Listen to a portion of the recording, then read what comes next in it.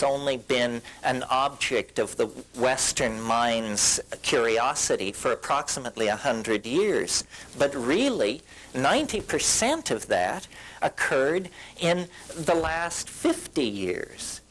As many of you know, I am a great fan and spokesman for psilocybin, for the mushrooms. The mushrooms that I am so stoked on were discovered in 1953 by Gordon and Valentina Wasson in Huautla, discovered in 53, made absolutely Schedule I illegal in 1966. 13 years was the window in which Western civilization had to study this compound and figure out what it was for. And they were just beginning to focus upon it when it was made illegal.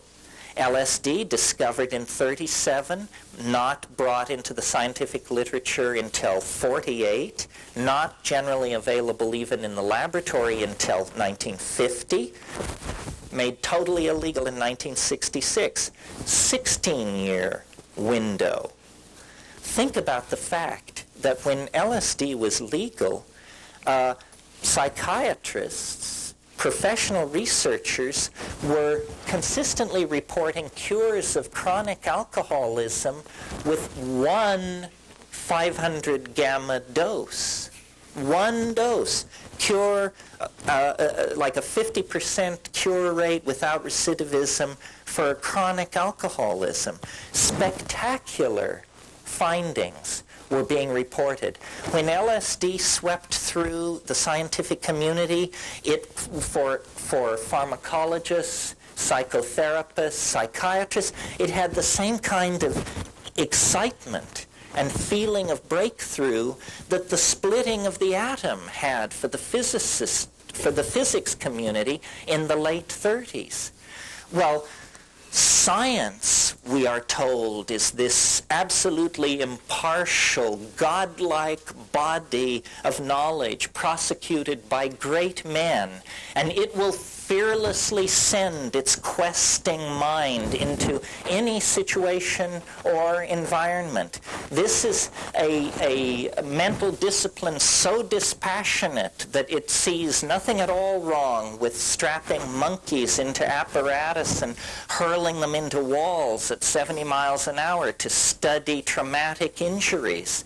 This is a discipline so unflinching in its pursuit of truth that it will design tiny television cameras to be implanted in plastic penises so that we can see the changes in the color of the vaginal wall as it approaches orgasm.